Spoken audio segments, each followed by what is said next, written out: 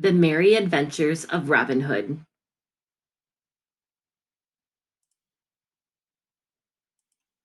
Chapter 1. How Robin Hood Came to be an Outlaw. In merry England, it was the time when old good King Henry II ruled the land. There lived within the green of Sherwood Forest a famous outlaw named Robin Hood. 140 men roamed with Robin through the greenwood. Robin and the band were outlaws, yet they were beloved by the country people, for no one ever came to Jolly Robin for help and went away with an empty fist. When Robin was a youth of 18, the Sheriff of Nottingham proclaimed a shooting match and offered a prize of a barrel of ale to the winner. Robin took his good stout bow and his arrows and started off to Nottingham. Robin whistled as he trudged along, thinking of Maiden Marian and her bright eyes. He came upon some foresters seated beneath the great oak tree. Each man was clad in Lincoln green. One of them called out to Robin, "Halloo! Where are you going, little lad, with your one penny bow and cheap shafts?" Robin grew angry, for no youth likes to be taunted with his few years. "My bow and arrows are as good as shine. I go to the shooting match at Nottingham to shoot with the other stout young men." "Well, boasted fair infant," one said. Another cried, "He will be the talking ale with his milk next." Said Robin, "Hark yonder, I see a herd of deer. I'll bet you 20 marks that I cause the best male among them to die." "Done," cried he who had spoken first. Robin took his bow and strung it right skillfully. Then he knocked a broad arrow, raised the bow, and drew the gray good feather to his ear. The arrow sped down the glade as a hawk skims in the northern wind. High leaped the noblest deer of the herd, only to fall dead. "Ha! How do you like that shot, good fellow?" "The wager is mine, and it was 300 pounds," cried Robin.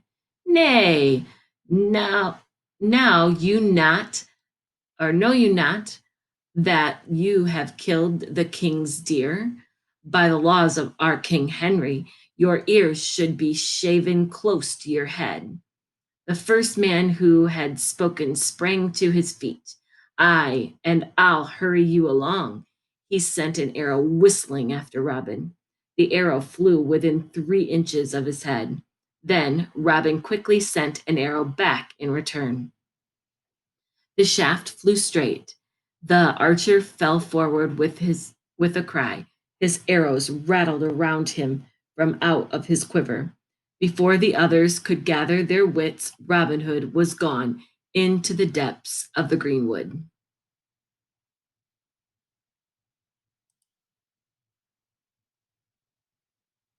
And so Robin came to dwell in the greenwood that was his home for many a year to come.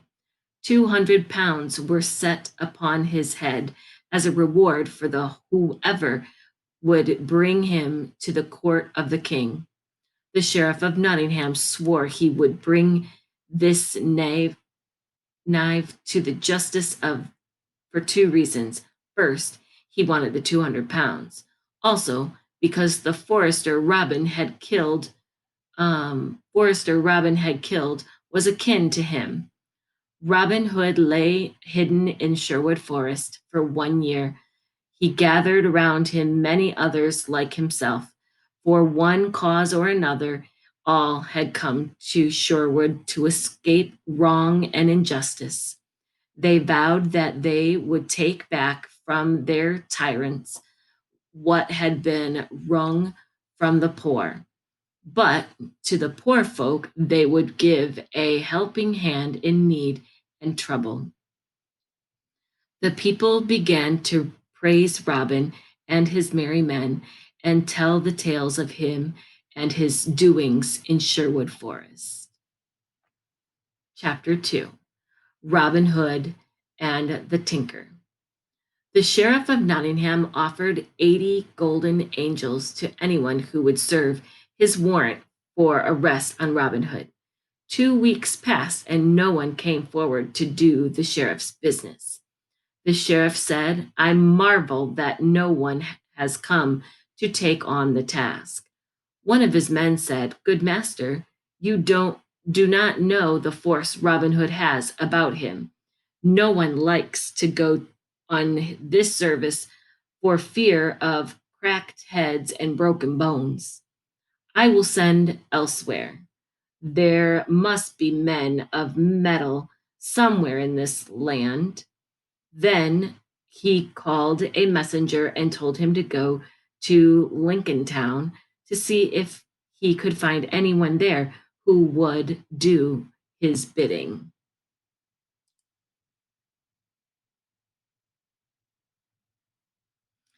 Dusty as the highway and dusty like the throat of the messenger, his heart was glad when he saw the sign of the Blue Boar Inn.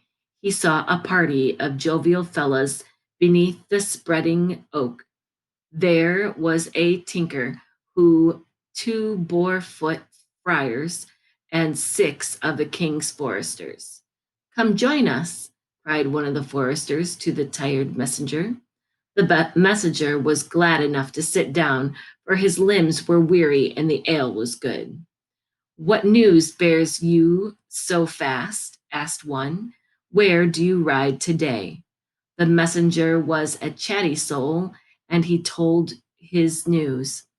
The jolly tinker said, "By my own name, Wat o' the Crabstaff, I will meet this rogue Robin Hood." Having paid their bill, the messenger and the tinker started back to Nottingham. One bright morning soon after this, Robin Hood started off to Nottingham to find what was a doing there. As he walked down a shady lane, he saw a tinker coming. On the tinker's back hung his bag and his hammer. In his hand, he carried a crab shaft of a full 6 feet long. "Tell me your news, good friend," said Robin Hood. "Tinkers, I know, are all as full of news as an egg of meat." "I come to seek a bold outlaw called Robin Hood. Perhaps you know him yourself, my good fellow," said the tinker. "That I do, somewhat. I have seen him this very morn. You had better watch your arrest warrant, or else he may steal it out of your very pouch." "Let him but try," cried the tinker. He made his heavy cludge to spin. "Here we are at the sign of the Blue Boar. Let us taste his brown October ale," Robin suggested. The host knew well how to keep a still tongue in his head. Robin Hood and his band were the best of customers. So when Robin Hood and the tinker came in, none would have known the host had never set eyes upon the outlaw before. "Stay you here," said Robin to the tinker. "I will go see that our host draws ale from the right cask." He went and whispered to the host to add a measure of Flemish strong waters to the tinker's ale. The host did and brought it to them. "I will give you a song, my lovely fellow, for I never tasted such an ale in all my days," said the tinker. He sang an ancient ballad of good King Arthur. But before the tinker came to the last verse, his tongue began to trip and his head to spin. At last he fell asleep. Then Robin Hood quickly took the warrant from the tinker's pouch and left. The tinker slept until afternoon drew to a close. He thrust his hand into his pouch, but the warrant and his money were gone. "Ho, landlord!" cried he, "where has the knife gone that was with me? I swear no man would dare call that man knife so close to Sherwood Forest," said the landlord. "When I catch that rascal, he shall pay." The tinker strode away toward the forest. Now it happened that Robin Hood was going through the forest to Fosse Way. As he walked up the forest path, down another path came the tinker, like an angry bull. At a sudden bend, they met face to face. "Hello, my sweet bird," said Robin, laughing merrily. The tinker spat on his hands, grasped his staff, and came straight at Robin. He struck 2 or 3 blows, but found he had met his match.